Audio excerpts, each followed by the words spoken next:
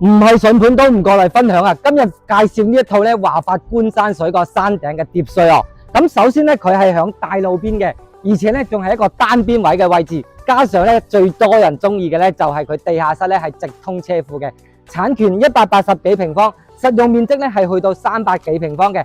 咁跟住個鏡頭，我哋上去睇樓。係啦，推開咗呢對門，首先我哋入嚟就係見到咧我哋呢個花園咯。雖然唔係好大，但係咧亦都接近有10幾20個平方啦。望翻出去周邊嘅一個環境咧，亦都係比較開揚啲哦，比較疏爽啲嘅哦。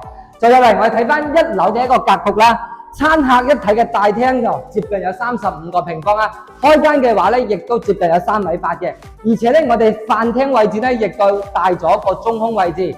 後期嘅話咧，2樓咧亦都可以用嚟加添房間嘅。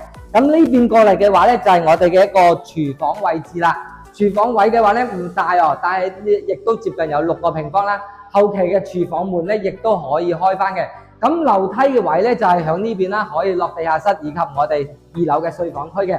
1樓嘅話咧，呢邊咧仲有一個套房啦。首先我哋睇翻啦，套房嘅位置都唔細嘅，接近有18、19個平方啦，而且咧帶咗個飄窗響度，採光相當之 beautiful 嘅。跟住鏡頭我哋上去地下室睇下先。好啦，嚟到地下室哦，佢個空間咧，我哋睇下啦，係接近有成100個平方嘅，而且咧呢度嘅層高咧係接近有5米嘅一個層高啦，即係等於咧我哋可以響度倒多一層嘅。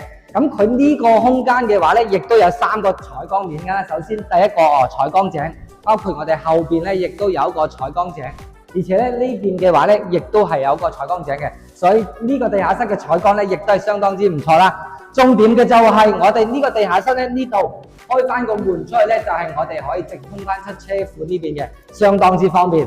樓嘅空間我哋首先嚟睇睇啦。呢個單邊位嘅話咧，佢係比其他嗰啲下疊咧都多幾個採光窗嘅，咁可以喺呢個位置咧增加個房間嘅話咧，採光亦都冇問題哦。跟住過嚟我哋睇翻呢間房，哇，採光係非常之靚嘅。因為今日係陰雨天氣，但係亦都有咁靚嘅一個採光，而且呢間房間嘅空間咧係接近有20幾個平方啦，相當之大氣。咁對面亦都可以係有間套房嘅。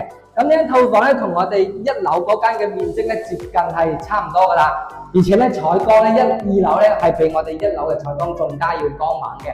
好啦，跟住我哋落翻去同大家做下呢套房嘅一個總結。呢套房嘅基本情況咧，我哋都睇到哦。佢個產權面積咧係184平方，實用面積咧係去到300幾方嘅，非常之靚哦。而且咧佢仲係單邊位大路邊哦，相當之稀缺。包括咧佢個地下室咧係直接可以通我哋嘅地下車庫嘅，係相當之少有嘅。